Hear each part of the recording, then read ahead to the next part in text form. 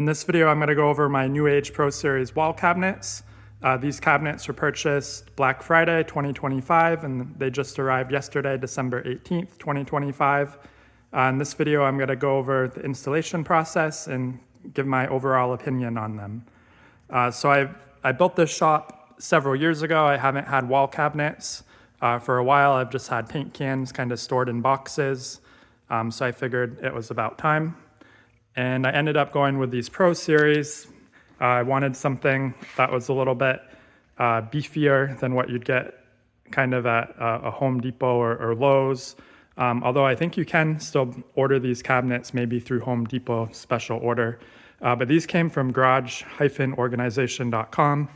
It was a Black Friday sale. It was actually cheaper to purchase them there than it was right through New Age.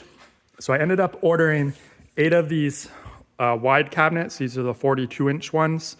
And I ordered 3 of the taller ones that are 28 inches wide. First, overall impressions are, wow, these things are pretty heavy. They're very solid. They're packaged really well. They're all individually boxed. They've got foam on the top, down the sides, on the bottom. I've installed a few of them already. So far, nothing has been damaged, which is good. I just got the wall cabinets. I didn't get the tall one or anything like that. I didn't get the workbench because I still have the workbenches that I built. If you're interested in building one like that, I do have a video that shows what you need and the dimensions. And I went for the standard color, which is the black and the gray centers. So packaging, I'm pretty impressed. Everything is secure. They put the shelf in here and they kind of lock it in with this foam. So you need to pull this foam out for the shelf to move so it's not going to rattle around. This stuff right here is a lip that is meant to mount underneath it. So if you want to put lights behind it. And they do just zip tie these on the back. And I didn't cut these. These broke on shipping. And this is probably too dinky of a zip tie to use. I should probably use a beefier one. Pretty much all of those had 1 zip tie or so that was broken. This one had 2. And then it looks like they used some masking tape around one of the foam blocks to hold in the instructions and also the hardware, and then also these mounting plates. So that masking tape just tears and this stuff was flying all over on the inside. If they'd secure that a little better, that'd probably be my only recommendation. So these are heavy. I had to cut the box all around them just to get it out. I couldn't lift it out myself. Maybe if I tipped it upside down and shook it. But you may want 2 people when installing these and unloading them. But I've been able to manage by myself, but it's not easy. So installation is pretty straightforward, especially because they have these mounting tabs. So you want to get these on the wall, then you can hang the cabinet on it, and then you can mount it with lag screws right directly into the wall. So what I did initially is I took my tape measure and I just went from the back and I said, well, let me put one of these underneath here. And then I measured from the bottom of this all the way down to the bottom. It was 18¼ inches. So then I knew that this mounting plate had to be 18¼ inches from the bottom of where I want these cabinets. And I did make a template and I messed around with it just to kind of see the height. I didn't want to be holding a cabinet up there, but this box is the same height. I actually made this before I ordered them, so I was positive that I wanted these. And what I came up with is that this lip right here, I don't want it setting on this lip because I want it to actually hang from that mount. So I left myself 3/4 of a gap. So 18¼ plus 3/4 is 19. So I measured 19 inches up. And I just used a stud finder to find where I have a stud. And I drew a vertical line down on each of them. And then at the 19-inch mark, I marked it, and then I used the level to make sure, and you can see where I made those lines. So all I'm gonna do now is I'm gonna put these right above that line and use 2 of the lag bolts that are included to put this on. And there's 2 of these hooks per cabinet. And one of the reasons I went with a 42 inch is just because I knew that was going to cross two studs. If you went with a 28 inch and you have 16 inch on center, depending on where you want your cabinets, you may run into a scenario where you've only got one stud to work with. So I wanted some nice wide ones, that way I'd always cross two studs. Here it can actually cross three, and I'm just going to use the outer ones. So it does come with all the hardware, which is extremely nice. So these lag bolts, you end up using 4 of them, 2 for each of these hangers, the 2 hangers it comes with. And then it has 4 other lag bolts that you'll use with these washers. And that's to secure on the inside. So you can see it's got those holes. So that's why you draw those vertical lines. After you've got it kind of hung, you can position it where you want it. You can actually slide the cabinet left or right a little if you want, and you'll see those lines through all of these cutouts, and that's for the 4 lag bolts. And you can see how they're offset. So no matter how you draw that line, you're gonna see it somewhere. This one overlaps. This one, there's no way you can have a vertical line and not see it.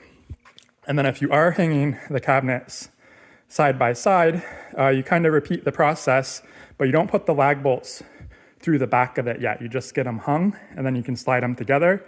And then it comes with these 4 bolts, these 4 lock nuts, and these 8 washers. That's to use on the side here. You can see they've got 4 holes, 2 on the bottom, 2 on the top. That's so you can pinch them together and make sure that the face is level and everything is nice and flush. And then after they're all pinched together, then you can put the lag bolts through the back of it. They've also got some hardware for that light strip that can go on the bottom. I believe it's this and this, and these are some more shelf clips. But it only comes with 1 shelf, so I'm not really sure why they give you extra ones like this, because you're not gonna be able to use them unless you had another shelf. But maybe you can buy more shelves from them, I don't know. And then they have the key to lock it. So that's pretty much it for installing. It's really simple. Just mark it, get the hangers, hang it, squeeze them together, and put the lag bolts in the back. And then one last thing I guess it does come with, let's see if they're still in here. Yeah, stuck to this tape. It comes with these little caps. So it seems like they've kind of thought of everything. If this cabinet is on the end, or maybe you don't have 2 cabinets side by side, those 4 holes on the side, you can just put the caps in to cover it. So I'll get this hung up. I've already got 2 hung up on the back wall right there, and then I've got those right there. So I've got some more to do, and then I'll add on to this video and give my overall thoughts on it.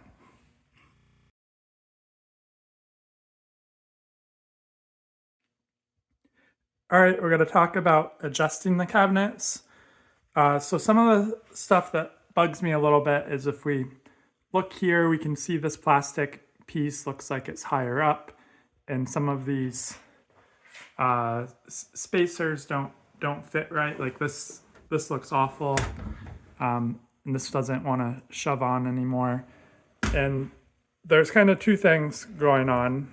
One, there's the adjustments of the doors that can make it better, but it looks like when they put these side pieces on, they don't put them on exact. I don't know if this will focus right here, but this plastic piece, it's not flush with the bottom, it's a little up.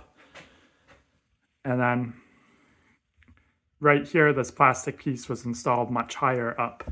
So when this plastic piece isn't put on perfectly centered, they're the exact same length on each door, but when it's not put on perfectly centered and flush with the bottom, flush with the top, it causes this plastic piece to want to actually bottom out against this metal, and that's why it doesn't go on all the way.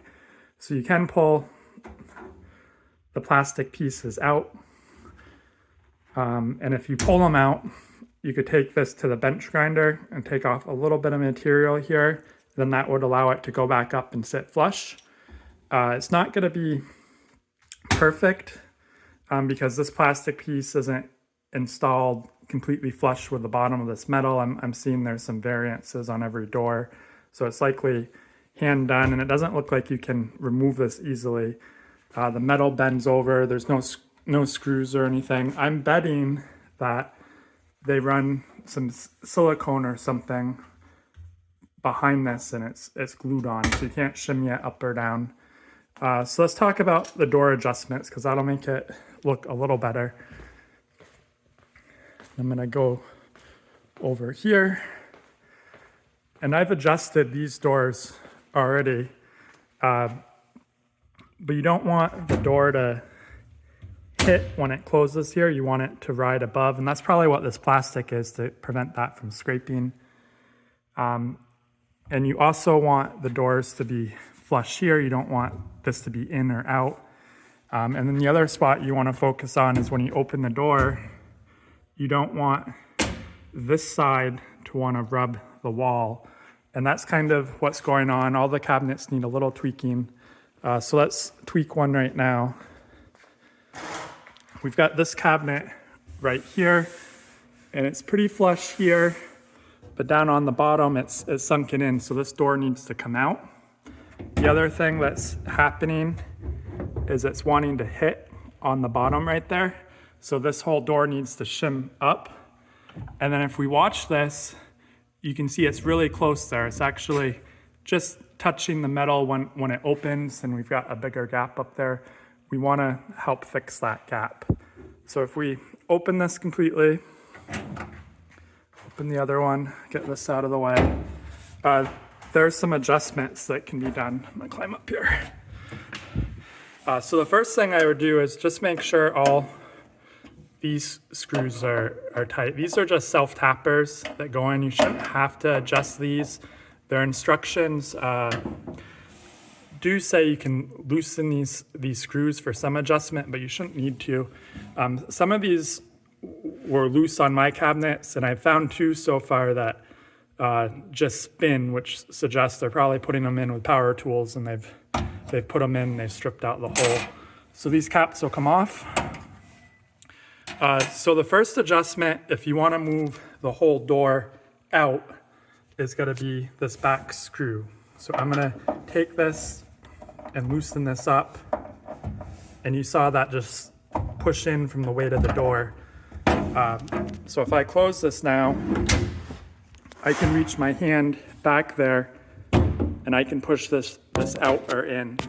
So got it almost flush. Let me try tapping it in a little. Right there looks pretty good. So if you have the other cabinet door completely open, you can reach in there and screw it while the door is right there. So I'm going to tighten this. Okay. So now I solved that problem. Now I want to adjust the height because it's hitting right here. And it's also real close there. And I find the best thing to do is to bring this end out, which raises the door up here, and it's going to close this cap and then adjust the top cap. So the adjustment for that is this inner screw right here. And if I screw this one way or the other, it's got to adjust it. I don't know if you can see it there. You probably can't. Let me close the door and just show you. So I've got this closed, and I probably should have a flashlight, but I'm getting my hand in there on the screwdriver. So watch this gap on the bottom as I turn this. So I'm turning it clockwise, and you can see the things lifting. All right, so I've got that lifted. It's still not touching up there. I'm gonna go a little more. So now it's not even hitting when it does this, which is good. And if I look over here, it's nowhere near touching, but I think I made that gap too big, so I'm gonna go back the other way a little. So I was turning this clockwise, so I'm just gonna go counterclockwise some. It's not hitting here. I think I made that gap a little smaller, but you wanna do those adjustments so that the door doesn't hit when it closes, and it's not rubbing over here when it opens. And it's the same process on both sides. Here's some other doors that I haven't touched yet. You can see this literally has no gap, so it's wanting to rub there, and I think over time it would wear that down. So it's just playing with those two screws, one to bring the panel out flush or in on the top and bottom, and then those two other screws until you get it so that you've got a good gap here, a good gap here where it's not wanting to hit the top or bottom, and you've got a good spacing over here where it's not going to rub.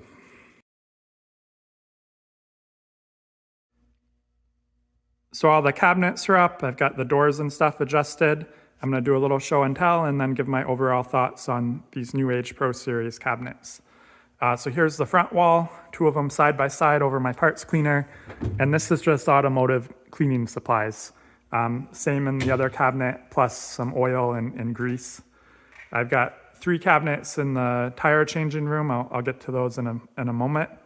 And then on the back wall, I went with 5 cabinets. I've got 2 on the right and then 3 over the workbench.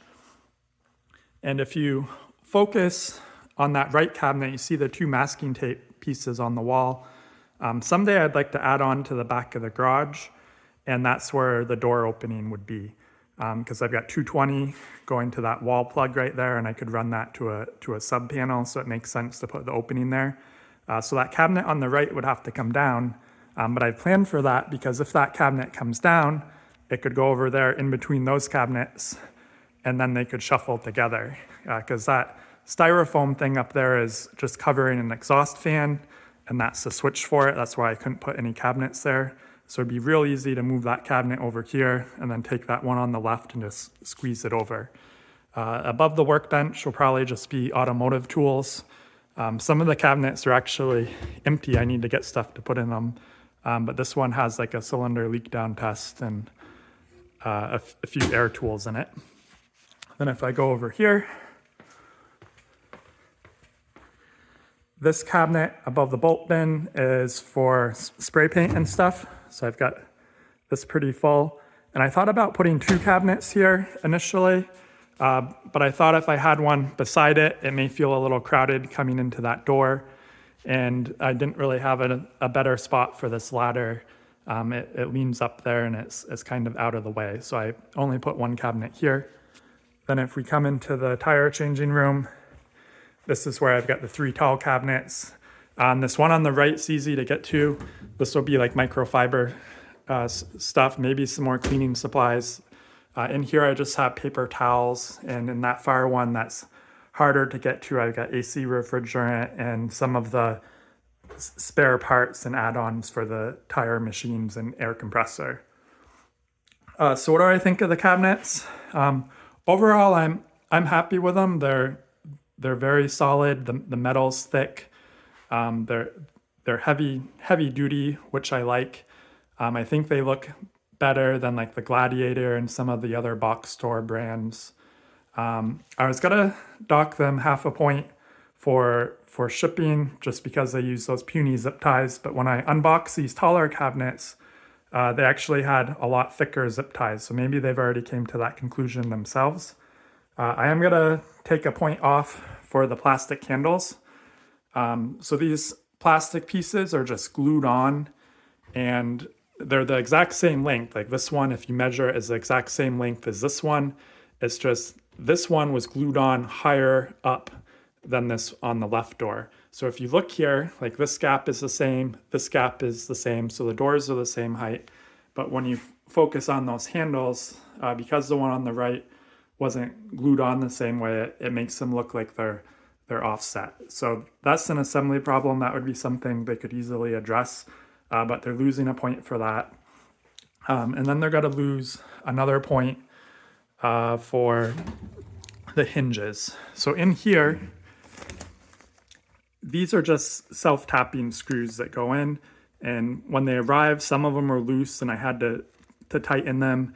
And then 5 of them, 2 of them on the 42-inch wide cabinets and 3 of them on these tall cabinets, they're over tightened before being sent to me, meaning the self-tapper just spins and spins and spins.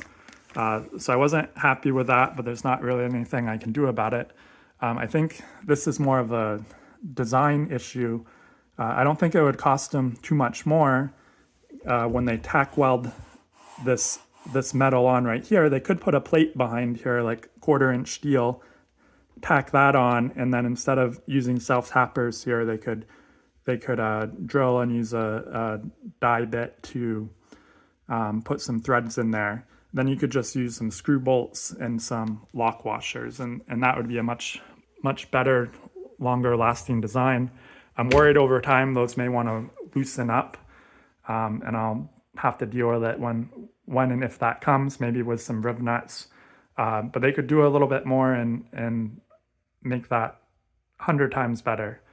So if you take off those 2 points, that's overall an 8 out of 10, which I think is pretty fair. I am happy with them. I'm glad I bought them.